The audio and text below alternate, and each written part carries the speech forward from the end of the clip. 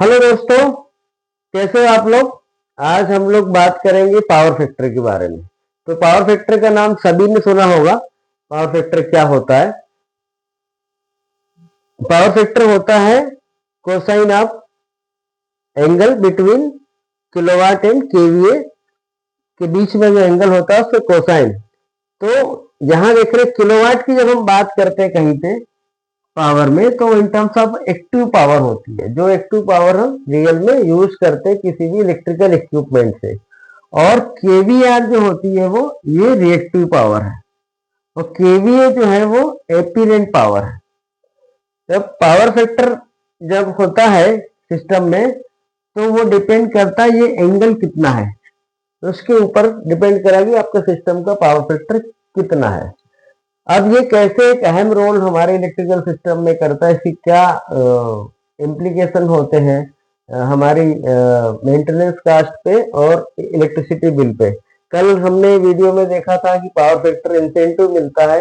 यदि power factor आप 1 maintain करते तो 7% तक हमें इलेक्ट्रिसिटी चार्ज का 7% हमें इंसेंटिव मिलता है पावर फैक्टर को एक मेंटेन करने के लिए।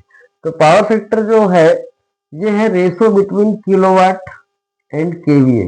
किलोवाट मतलब एक्टिव पावर और केवीए मतलब एपीरेंट पावर, और इसका जो रेशो होता है उसको हम बोलते हैं पावर फैक्टर, जिसको हम जनरली डिफाइन करते हैं 0.80 और 0.99 whatever it is up to 1। Okay, हम इसको छोटे से एग्जांपल से समझते हैं कि कैसे वो हमारे सिस्टम पे इफेक्ट डालता है। ये पावर है 3 फेज की पावर जो हम निकालते हैं सिस्टम में, उसका फार्मूला है P equal to √3 VI cos pi. तो P है यहाँ पे पावर इन किलोवाट हम बात करें, और वोल्टेज सिस्टम का कितना होगा और करंट कितना होगा सिस्टम का, जो पावर फैक्टर के कारण इफेक्ट करेगा। तो सपोज हमारे सिस्टम का पावर फैक्टर 0.7 है, 0.7 पावर फैक्टर है, और 10 HP की यदि मोटर है तो उसका लोड होगा 7.5 किलोवाट। तो यदि हम इसका करंट निकालेंगे सिस्टम पे, करंट कितना होगा, तो 7500 वाट हो गया, डिवाइडेड बाई √3 1.732 415 वोल्ट सिस्टम का वोल्टेज और 0.7 पावर फैक्टर, इसके हिसाब से निकलेगा करंट 14 एम्पियर। और यहीं पे आप जो ग्रीन में देख रहे हैं यहाँ पे, उसमें पावर फैक्टर यदि 1 है तो सेम दैट 10 HP की मोटर जो 7.5 किलोवाट होगी, 7500 वाट, इसका जो रेटेड करंट आएगा, लोड करंट, वो आएगा 10.43 एम्पियर। तो क्या हुआ, हम उसी इक्विपमेंट से 7.5 किलोवाट की पावर यूज कर रहे हैं, उतना लोड हम इस्तेमाल कर रहे हैं। लेकिन यदि पावर फैक्टर 0.7 से हुआ तो 14 एम्पियर करंट लेगा, और यदि पावर फैक्टर 1 है तो 10 एम्पियर हो गया। ये इफेक्ट आता है पावर फैक्टर का हमारे इक्विपमेंट की एम्पियरेज लोड पे। अब लो पावर फैक्टर होने से क्या होता है, इंक्रीमेंटल करंट में इंक्रीमेंटल हो जाएगा, करंट इंक्रीज हो जाएगा एट सेम लोड, जो अभी आपने देखा है यहाँ पे। जब सेम लोड पे करंट बढ़ जाएगा तो उसमें इलेक्ट्रिकल कंपोनेंट में, केबल में, वायरिंग में हीट जनरेट होगी। जो कम लोड पे होना चाहिए उतना लोड हमारा बढ़ जाएगा। यहाँ देखा आपने 40% करीब लोड बढ़ गया इस पे, तो उतना सेम काम को करने के लिए हमारा हीटिंग होने लगी इक्विपमेंट और वायर में। ऐसे ही सारे जो स्विच गियर लगे हुए हैं, स्विच गियर लगे हैं, वो भी सारे गर्म होने लगेंगे, क्योंकि आपने तो 10 HP की मोटर के हिसाब से स्टार्टर लगाया होगा, वायरिंग लगाई होगी, केबल लगाई होगी। हाँ, और ये जब हीटिंग होगी, हीट जनरेट होगी, तो वहां पे इंसुलेशन फेल होने लगेगा इक्विपमेंट का। उसके अलावा क्या होगा, इलेक्ट्रिकल कंपोनेंट ये फेलियर होने लगेंगे, क्योंकि आपने तो रेटेड मोटर के हिसाब से लगाया लेकिन पावर फैक्टर कम हो गया, तो यहाँ पे ये करंट बढ़ने से इसके ये इम्प्लीकेशन हो गए यहाँ पे। अब क्यों पावर फैक्टर हमको रिड्यूस होता है, पावर फैक्टर घट के जाता, कैसे कम होता है? तो जो भी हमारी इक्विपमेंट है हमारी फैक्ट्री में या इंडस्ट्री में या किसी भी प्रोसेस में, क्या होता है, हीटर्स होते हैं, ट्रांसफार्मर होते हैं, मोटर्स होती है, और इंडक्टिव लोड कुछ और है तो वो रहेगा। तो वो जो भी इंडक्टिव लोड रहेगा, जितना लोड रहेगा, वो पावर फैक्टर को रिड्यूस करता है, जिसके कारण हमारा सिस्टम में पावर फैक्टर डाउन होता है। अब हम आगे बात करेंगे कि और क्या क्या रीजन है पावर फैक्टर को रिड्यूस करने के। तो यदि पावर फैक्टर हमारा 0.85 से कम हो गया, लो हुआ, तो 0.85 से लो हो गया सपोज, तो 5% की हमें पेनल्टी लगेगी ऐसी स्टेट इलेक्ट्रिसिटी बोर्ड से, जो भी इलेक्ट्रिसिटी का चार्ज होगा वो।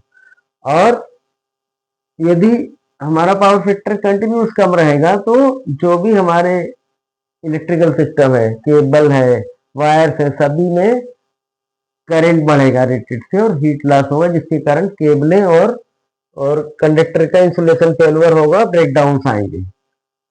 पेनल्टी 5% तक एसीबी इस पे अप्लाई करता है। हम पावर फैक्टर को कैसे मेजर करते हैं? पावर फैक्टर करने के लिए हमारा एक पावर फैक्टर मीटर होता है, जो एनालॉग होता है या डिजिटल होता है। उसमें हम पावर फैक्टर देख सकते हैं डायरेक्ट कि कितना पावर फैक्टर चल रहा है। अब बात करें कि कैसे हम पावर फैक्टर को इंप्रूव करेंगे। तो पावर फैक्टर इंप्रूव करने के लिए हमें कैपेसिटर बैंक लगाना होता है। कैपेसिटर बैंक लगाते हैं, जैसे आपने देखा होगा आटा चक्की में, आटा चक्की पिसवाने जाते हैं, उसको मालूम है फिक्स है कि जितना चक्की या तो चलेगी या बंद रहेगी, तो वहां पे वो फिक्स लोड है। तो वहां पे वो क्या करता है, एक स्टार्टर के साथ, स्टार्टर जो रहता है चक्की का, उसी के साथ इंटरलॉक करके एक मेन में स्टार्टर में कैपेसिटर लगा देता है, जिसके कारण उसका पावर फैक्टर मेंटेन होता है। और यदि आपका मल्टीपल लोकेशन पे इक्विपमेंट लगे हुए हैं, अलग अलग सेक्शन में अलग अलग है, तो आपको मल्टीपल पॉइंट पर पावर फैक्टर कंट्रोल करने के लिए ऑटोमेटिक स्विचिंग करना पड़ेगा कैपेसिटर बैंक के लिए। वो उसके लिए क्या होता है, हम एक पैनल अलग लगा देते हैं जिसको बोलते हैं कैपेसिटर कंट्रोल पैनल। वहां उसके साथ कैपेसिटर लगे हुए होते हैं और automatic power factor correction relay लगी होती है, जो जैसे ही लोड चालू हुआ कोई, तो वो कैपेसिटर को चालू कर देगा, जैसे ही लोड बंद होगा तो कैपेसिटर को बंद कर देगा। हम देखते हैं कि ऑटोमेटिक पावर फैक्टर रिले कैसे काम करती है। हाँ, हम यहाँ पे बात कर रहे हैं कि कैपेसिटर बैंक की कैपेसिटी कैसे डिसाइड करेंगे कि हमें कितने कैपेसिटर चाहिए पावर फैक्टर को इंप्रूव करने के लिए। तो केवीआर की जो रेटिंग, पावर फैक्टर कैपेसिटर की जो रेटिंग हमने निकालनी होती है, वो होती किलोवाट। आपका किलोवाट लोड कितना है, और किलोवाट लोड रहेगा then tan theta one. Theta one है कि ओरिजिनल पावर फैक्टर, और tan theta two desired power factor. हमें टेन थीटा वन से जो भी है उसको हमको वन करना है, तो इससे निकलेगा हमारा केवीआर की कितनी कैपेसिटी का हमें कैपेसिटर्स लगाने हैं।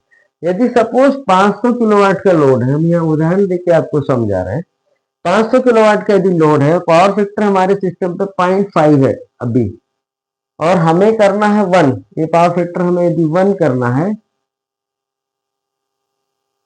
तो 1.732 इसका मल्टीप्लीकेशन फैक्टर रहेगा। दैट मीन्स हमें 866 केवीआर के कैपेसिटर्स लगाने पड़ेंगे। और यदि हमारा ओरिजिनल पावर फैक्टर 0.60 है और हमें 1 करना है, तो 665 केवीआर के कैपेसिटर्स लगेंगे हमको। ऐसे यदि 0.70 है हमारा एग्जिस्टिंग पावर फैक्टर, हमें 1 करना है, तो 510 केवीआर की कैपेसिटर बैंक लगे। इस तरीके से जितना जितना पावर फैक्टर आपका ठीक रहेगा, सपोज 0.9 है, तो हमें मात्र 242 केवीआर से हमारा पावर फैक्टर इंप्रूव हो जाएगा। इसके बाद ये 242 कैसे लगाएंगे हम डायरेक्ट 242 का कैपेसिटर बैंक नहीं आता है, हमारे आते हैं 5 केवीआर, 10 केवीआर, 25 केवीआर और 50 केवीआर, 1 केवीआर भी आता है। तो हम लगाएंगे 25 केवीआर के 8 लगा देंगे तो आपका 200 kVAR हो गया। ये स्विचिंग करेगा। जब लोड कम होगा तो उस टाइम 10 kVAR के लगा देंगे हम, एक या दो और एक 5 kVAR का लगा देंगे, जिससे कि ये फाइन ट्यून होकर हमें एग्जैक्ट पावर फैक्टर 1 देगा। सपोज हमने ज्यादा के रेटिंग के लगा दी और वो स्विचिंग जब होगी तो हमारा पावर फैक्टर लीडिंग हो जाएगा, एक से ज्यादा हो जाएगा तो भी वो माइनस में चला जाएगा। इसलिए हमें कैपेसिटर ज्यादा भी ऑन नहीं रखना। तो हम सिलेक्शन इस तरीके से करेंगे कि 50 kVAR लगाएं या 25 kVAR के लगा दें, 10 kVAR के नंबर आप कैपेसिटर लगा दें, तो हम फाइन ट्यून करके पावर फैक्टर को 1 कर पाएंगे, जिससे हमें फायदा होगा। अगले के हम एपिसोड में हम आपको बताएंगे कैपेसिटर पैनल कहाँ लगाना है, किस टाइप का कैपेसिटर कंट्रोल पैनल लगाना है और उसकी लोकेशन कहाँ रहेगी, जिससे कि हम एक पावर फैक्टर लेके आएंगे। तो आपको कैसा लगा वीडियो, पसंद आया होगा। आप व्यू करें, लाइक करें, शेयर करें और कमेंट करें, सब्सक्राइब करें। Thank you.